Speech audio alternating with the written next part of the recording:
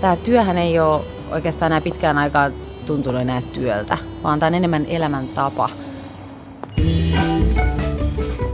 Ihmisten kanssa oleminen ja yhdessä tekeminen, niin se on ollut aina mun juttu. Se tunnelma, kun tulee sisään, niin sitten tulee yhtäkkiä semmoinen lämmin henki.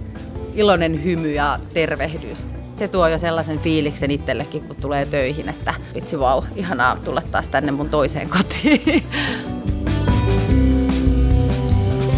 Lappi on itselle merkinnyt aina semmoista rauhallisuutta ja luontoa ja se henkisyys, mikä Lapista tänne on tuotu, niin on siis se semmoinen perheenomainen yhteistyön tekeminen ja lappimainen semmoinen rauhallisuus, niin se näkyy kyllä. Ja kyllähän semmoista tunnetta haluaa välittää asiakkaille.